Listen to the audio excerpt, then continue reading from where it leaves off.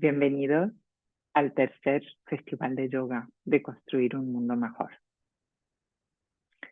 Esta pequeña charla sobre el yoga de la nutrición no pretende ningún grado de especialidad en los planos de la nutrición físicamente entendida. Yo no soy médico. Tenemos 1 millón de charlas por todas partes en relación a la nutrición para la longevidad, para curar enfermedades. Esto sí que está enfocado en términos del yoga, en términos de la pureza, de algunas de las normas que Patanjali nos expresa como esenciales en relación al proceso de las correctas relaciones con otros, llama la primera de las 8 grandes reglas en el Sendero de la Unión. Entonces vamos a considerar no violencia y vamos a considerar no incontinencia o mesura, continencia, la cuarta. Entonces, ojalá esta charla sirva para los practicantes del yoga, ojalá para las futuras mamás que desean un proceso de pureza y de recibir niños que sean luminosos, que sean una alegría para todos, que traigan las energías de Acuario. Esta es una charla supremamente acuariana, ocurre ahora que Plutón entra en Acuario, y Acuario nos exige entender que todo está relacionado con todo, y nos exige, pero de verdad, de la buena, empezar a encarnar en la Tierra la hermandad. Para eso las correctas relaciones con todos los seres son condición indispensable. Entonces, como digo, vamos a hablar de no violencia y de no incontinencia. Vamos a hablar de la relación entre los distintos reinos. Y con un poco de suerte, alguna de estas ideas podría resultar interesante a algunos de los asesores sobre la nutrición, para empezar a quitar algunos prejuicios como que comer carne es esencial, como que ser omnívoro es comer de todo, por ejemplo. Entonces, la mayor parte de la charla está basada en un libro pequeño y sin embargo enorme, es una joya, es el libro de Ivanov, El Yoga de la Nutrición. Aquí tenemos una foto de él. Vamos a empezar siguiendo, una parte la haremos siguiendo el orden que él sigue en el libro, y él empieza por una serie de actitudes favorables hacia la comida. Empieza diciendo comer en silencio. Se refiere a que no solamente los grandes iniciados en los conventos se comen en silencio, sino que todos nosotros podríamos incorporar la actitud, porque él está hablando de una reverencia y de una comunión con el alimento. Como eso es difícil de aplicar tal cual, podemos tener la amplitud de considerar que la omisión de ruido ya sería silencio. Entonces, omisión de discusiones, de enfrentamientos y de críticas con otros miembros de la familia mientras se come, y ojalá no comer en un estado de preocupación. Por lo tanto, por ejemplo, realizar unas cuantas respiraciones antes o ponerse música relajante antes de comer. ¿Qué pasa? Que si comemos en un estado, yo qué sé, con la tele encendida y las noticias, con toda esa información que es un gran ruido, estaríamos perturbando el proceso en sí de la nutrición. Ni la digestión, ni la asimilación, ni la eliminación van a darse bien si están acompañadas de actitudes mentales muy inapropiadas. Entonces, una manera de evaluar si hemos comido bien es ver si luego nos sentimos llenos de vida o nos sentimos soporíferos, si estamos lúcidos o si estamos carentes de energía.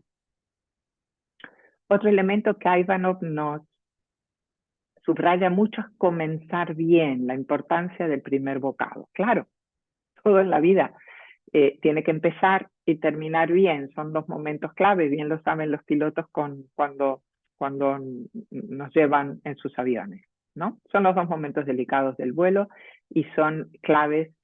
Una película buena empieza bien y acaba bien, lo mismo un libro, y lo mismo cualquier acto cotidiano más pequeño. Entonces, el primer bocado es extremadamente importante porque es el que desencadena todo el proceso. Y tenemos que estar armónicos en ese primer momento. Asimismo, claro, tener en cuenta que la boca es muy importante, ¿sí? Porque es como un estómago superior, como un estómago más sofisticado, en donde las partículas etéricas de los alimentos se absorben. Hay meridianos de acupuntura importantes, hay glándulas importantes. De hecho, es fácil para cualquiera de nosotros reconocer que a veces el primer bocado ya nos da energía, nos da bienestar, ya cambia el estado anterior o de hambre o de cansancio.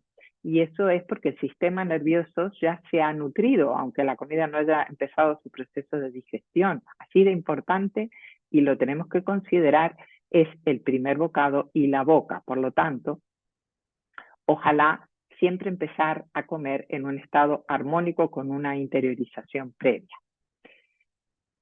Entonces, el siguiente elemento a tener en cuenta, hay que desarrollarlo bien, porque es la no incontinencia, o la continencia, el no comer en exceso. ¿Mm? Hay una idea que hasta hace muy poco se tuvo de gran manera, y es que es necesario comer mucho para tener fuerza, que los niños coman mucho, que la fortaleza y que la salud están vinculadas a comer de todo y mucho. Es al revés. Comiendo mucho se fatiga el organismo, se estorban y se bloquean una serie de procesos digestivos, se lleva sobrecarga, se lleva acumulación de sustancias que el pobre organismo pues no ha podido eliminar. Y en realidad comer mucho, ya no me refiero a la obesidad, sino sencillamente un poquito de sobrepeso, da inercia en la materia y da acúmulos de sustancias. Entonces, en realidad, una mesura y una estructura que se puede mantener relativamente delgada es muchísimo más afín a las actitudes que buscamos en el yoga, que son de ligereza, que son de levedad, que son de luz. Entonces, no terminar la comida sintiéndose lleno y pesado está también actuando sobre el cuerpo de deseos, porque es como el control de como está rico comería más. Entonces uno está entrenando la voluntad. Si uno no sabe pararse, en definitiva, está como, claro, aumentando el cuerpo de deseos.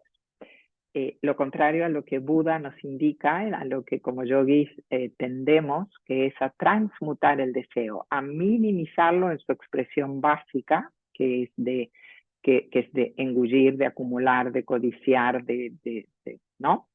Entonces,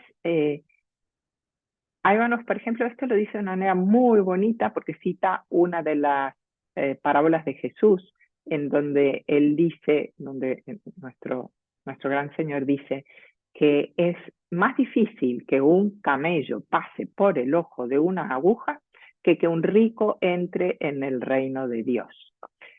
Aquí con rico no tanto se refiere a si se tiene o no dinero, sino a cómo se usa y cómo se ganó, pero se refiere a la necesidad de acumulación y se refiere al cuerpo de deseos, es decir, al que necesita mucho, al que es glotón, al que siempre necesita más, al que es insaciable, porque cuando el cuerpo de deseos es ancho, claro que no pasa ni por el ojo de la aguja, ni por las puertas del cielo, ni por ningún lugar digno. Claro, y el camello, ¿por qué el camello? Porque representa la resistencia y la frugalidad. Un camello con poca comida y con poca agua atraviesa un desierto y ayuda al ser humano a hacerlo. Entonces, las actitudes frugales, claro, sería un buen Saturno, favorecen los procesos no solo de contención, sino al no haber sobrecarga y al haber satisfacción con poco, hay un estado de contento y hay un estado de armonía que permite transitar situaciones difíciles, le hace el desierto, con una resiliencia muy diferente que el que siempre está buscando lo que no tiene y queriendo engullir algo más. Entonces, el aprender a retirarse con un poquito de hambre de la mesa. Otro aspecto que señala Ivanov en relación a esto es que cuando el cuerpo físico tiene un poquitito más de apetito y no se sacia, se activan procesos del cuerpo etérico y de los cuerpos superiores, que tiene que ver entonces con el deseo de perfección, el deseo de nutrirse de otras cosas superiores. En cambio, la somnolencia y la pesadez vendrían en la dirección contraria. Entonces uno ya, bueno, pues se le aumenta a uno la pereza, ¿no? La inercia de la materia. Vale la pena en relación a la no incontinencia, al cuarto paso dentro de Yama, dentro de la primera regulación de las 8 de Patanjali, entender, y voy a hacer una pequeña disgregación porque, wow, esto es gigante de importante. Ese conocimiento sobre el mundo de deseos también puede usar, así como Ivanov y como Buda y como Jesús y como cualquier gran instructor, así como nosotros en nuestra práctica utilizamos la luna nueva para menguar, la luna menguante hasta la nueva, para menguar el cuerpo de deseos. Claro, esto puede ser usado en una manipulación enormemente eficaz, exactamente en el sentido contrario. Entonces, ¿quién inventó la publicidad? Les quiero hablar un momentito de él y les quiero dar 2 ejemplos. Uno precisamente es con la industria alimentaria. Fue Edward Bernays. Él es el sobrino de Sigmund Freud. Cualquiera que haya estudiado en una facultad de psicología mínimamente buena topó en primero de carrera con Introducción al psicoanálisis. Muy bien, este es un libro que Freud le regala a Edward Bernays, su sobrino, en un momento en que Edward se encuentran, Edward le regala unos puros, Freud le regala el libro, Edward vuelve, lo lee y dice, wow, lo tengo. Inventa el sistema de publicidad que hoy nos domina por todas partes. ¿Qué hizo Edward Bernays? Se dio cuenta de que hay deseos inconscientes, se dio cuenta de que el ser humano es gobernado por fuerzas que no conoce y que tienen un arrastre mucho mayor que su voluntad, si se saben usar bien. Entonces, ¿qué hizo? Prometerle a las grandes compañías americanas que él era perfectamente capaz de lograr que las personas compraran lo que no necesitan y que incluso era capaz de que una vez que lo tenían, si se hacía una versión mayor, aunque ya tuvieran eso, también lo quisieran comprar.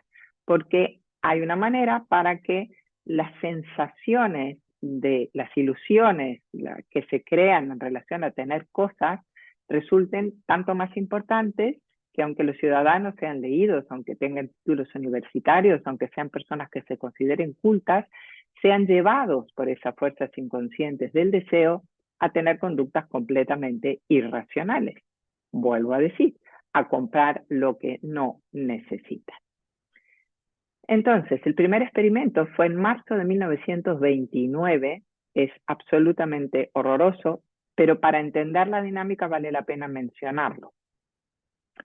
Edward Bernays tiene una relación con las tabacaleras como cliente y les dice a las tabacaleras que puede duplicarles la cifra de ventas.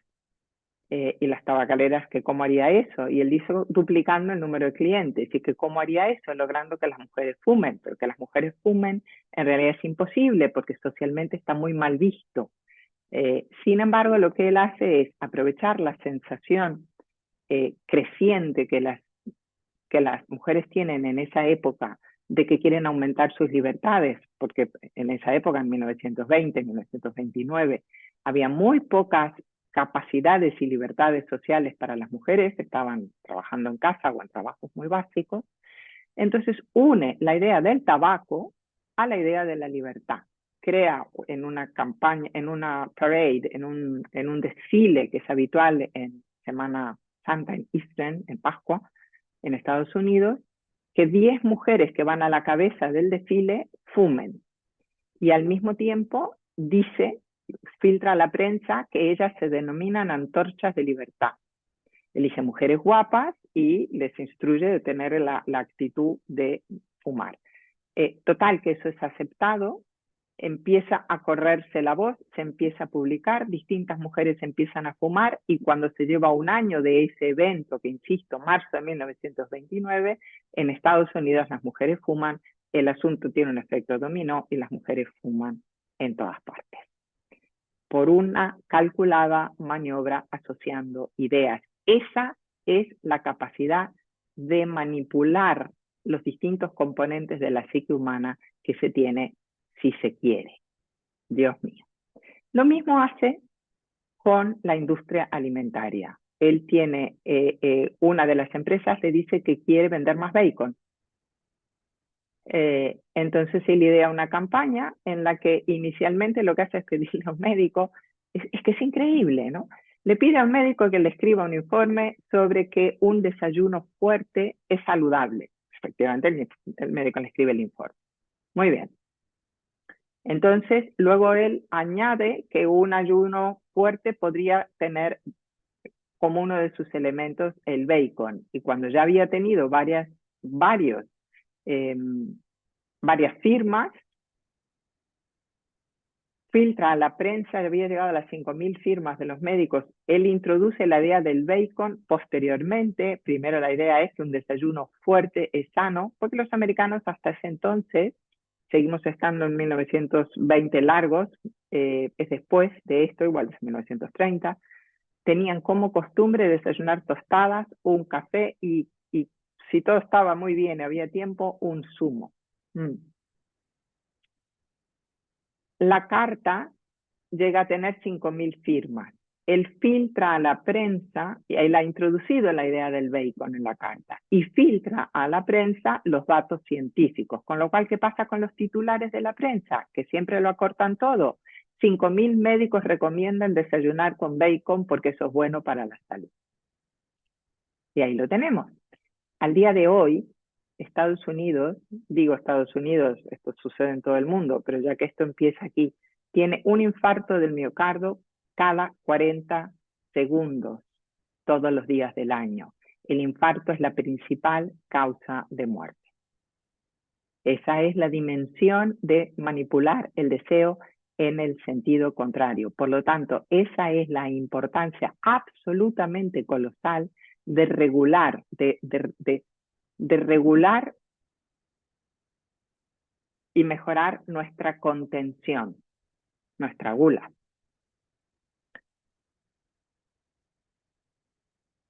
Como me he extendido con la contención y con la mesura comiendo, vamos a repasar. Entonces, comer en silencio, comenzar bien, la importancia de la boca y del primer bocado, y decíamos entonces el no comer hasta saciarse, la cantidad, la mesura. Otro elemento que Ivanov nos señala es nutrir todos los cuerpos en el momento de comer. Entonces, el cuerpo físico tiene que ver con la correcta masticación, pero para nutrir el cuerpo etérico es la correcta respiración. Digamos que la respiración hace posible que las sustancias etéricas más sutiles del alimento lleguen a nosotros, pero también mejora la combustión, es decir, comer es un proceso de combustión, respirar es un proceso de combustión, incluso reflexionar es un proceso de combustión. Entonces, la correcta oxigenación permite la activación y la distribución de las energías y de todos los elementos. Hay un excelente flujo en el proceso. Entonces,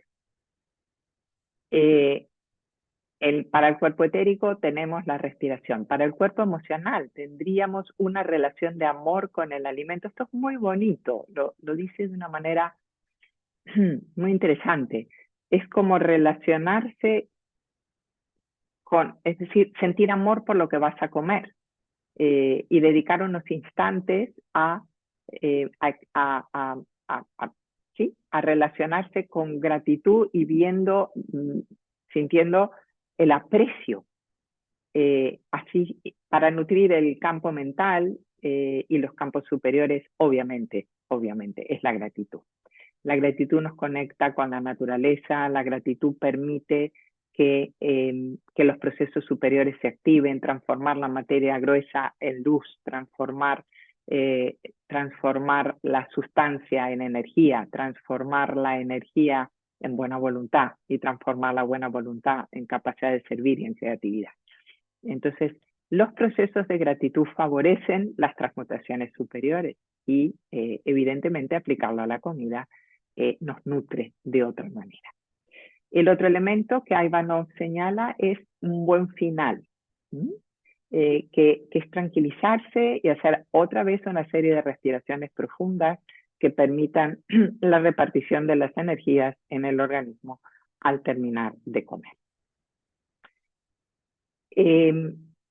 Es precioso, precioso ver una de las ideas que es ver la nutrición como una carta del Creador a nosotros, como una carta de amor en la que cuando Dios nos ofrece los alimentos, cuando hace esta multitud de sabores, multitud de colores, multitud de aromas, multitud de posibilidades, no solamente nos da la vida, sino que nos da la fuerza, nos da la posibilidad de desarrollarnos, nos da la belleza, nos da el placer con mesura, que es un placer benéfico.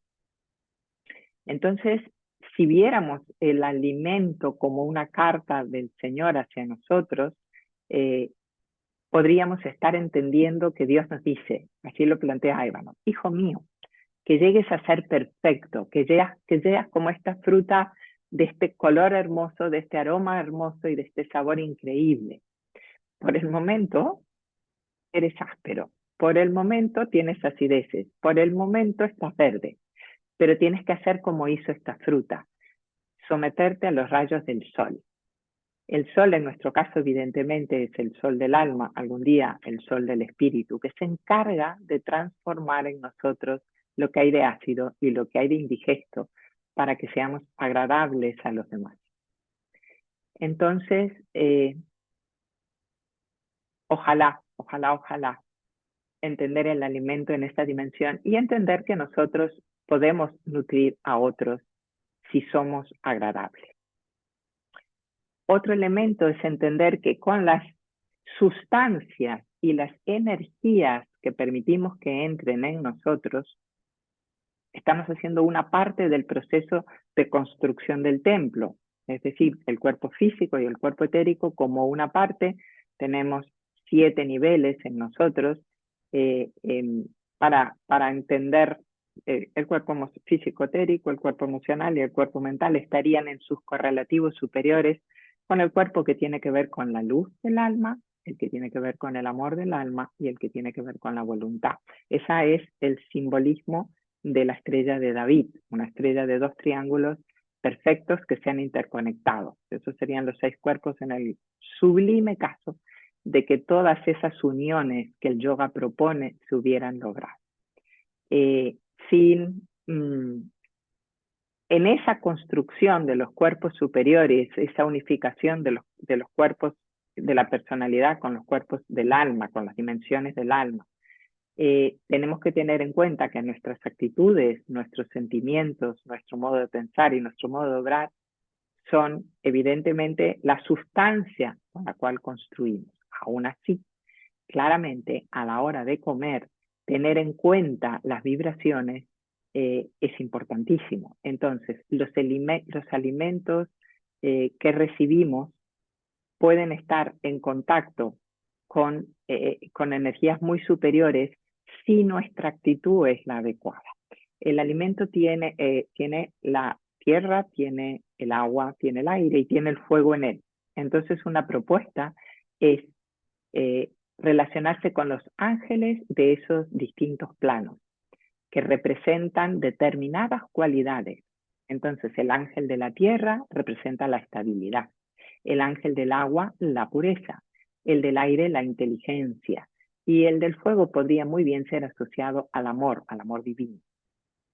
Entonces, una opción que como yogis, si queremos, tenemos a nuestra disposición, es unirnos a los ángeles de los 4 elementos en el momento de ingerir la comida y decir algo así como o ángel del aire, o ángel, bueno, empezaríamos por la tierra, o ángel de la tierra, del agua, del aire y del fuego, dadme vuestras cualidades.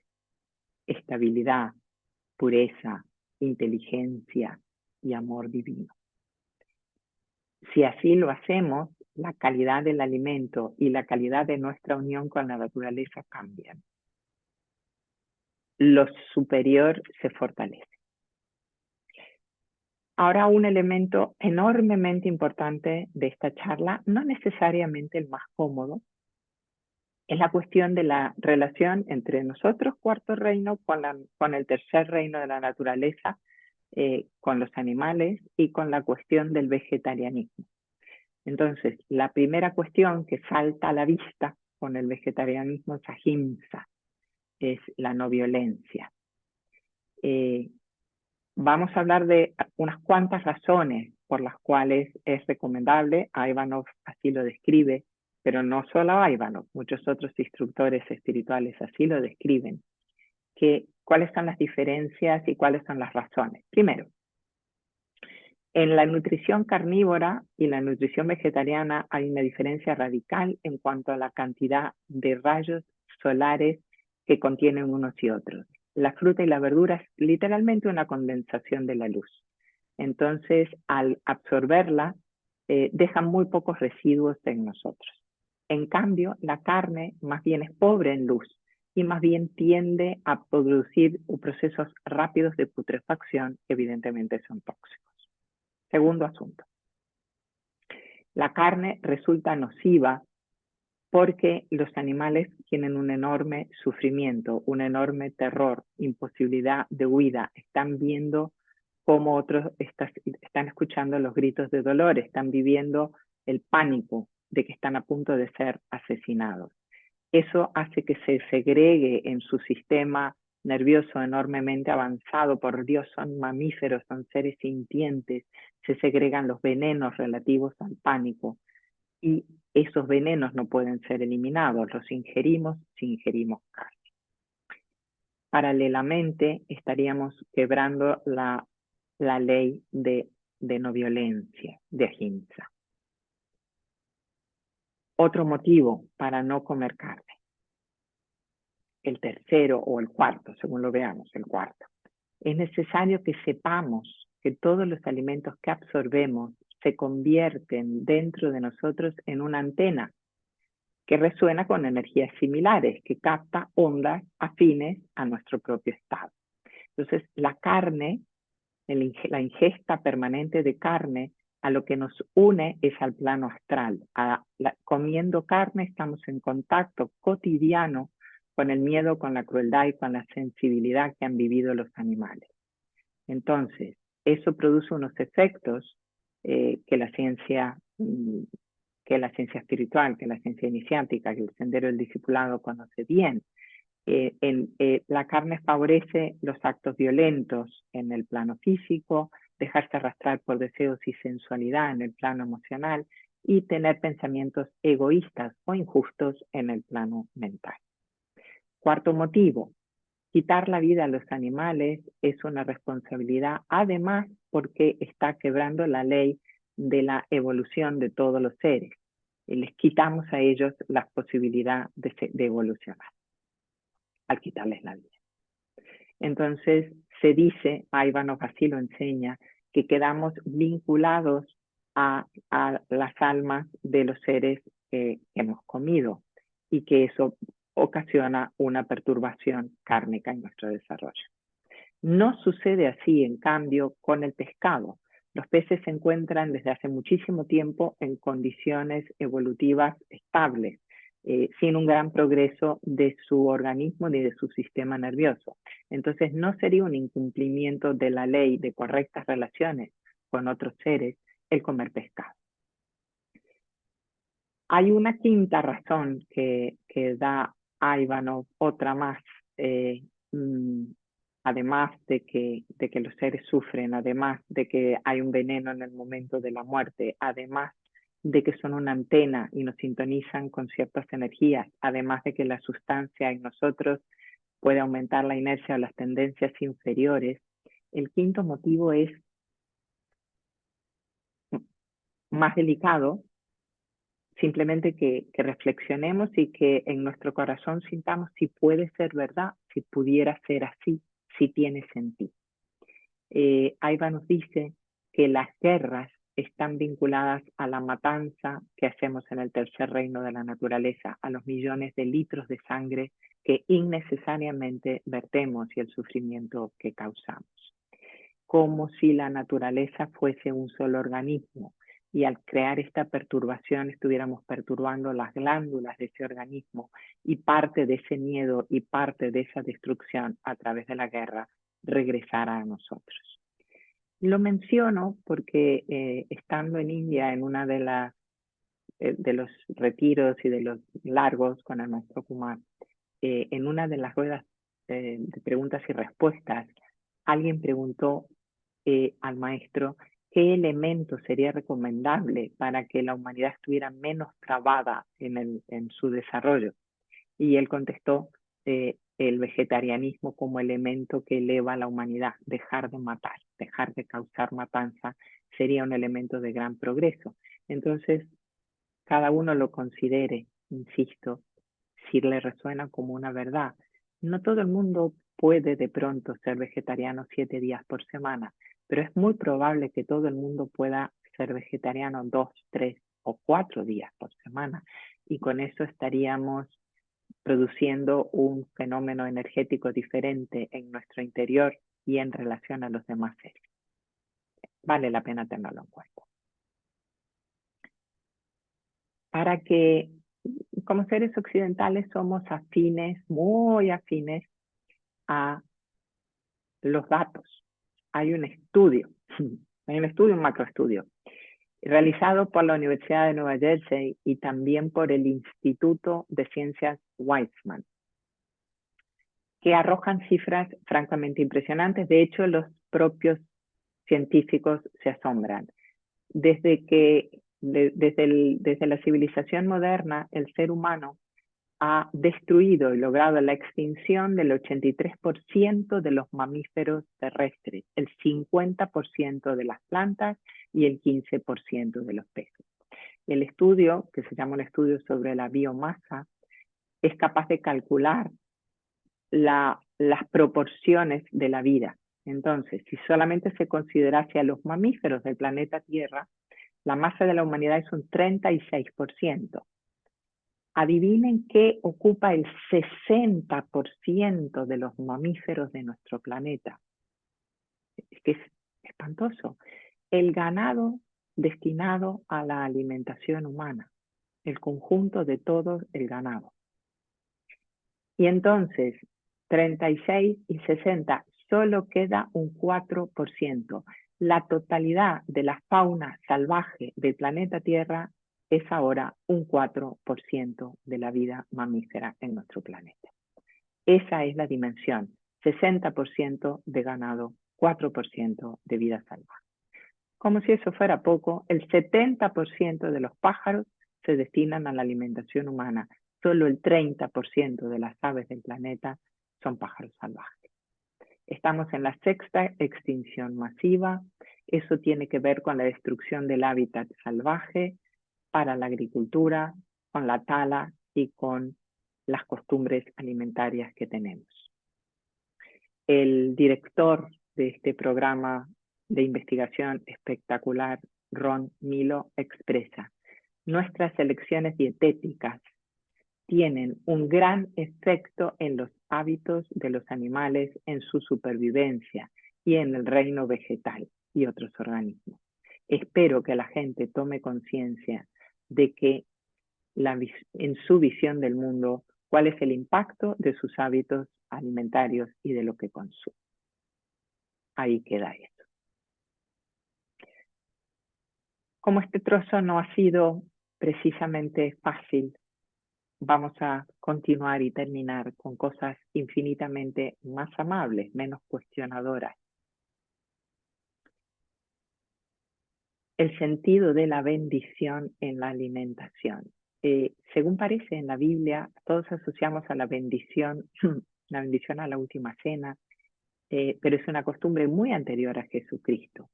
La cuestión de la bendición debe incorporarse, puede incorporarse, estamos invitados a hacerlo, porque hay una posibilidad de emitir un campo armónico, de emitir partículas, de emitir energías hacia el alimento que de pronto está procesado, que de pronto pasó por un lugar de transporte, que de pronto estuvo envasado en unas condiciones no tan óptimas.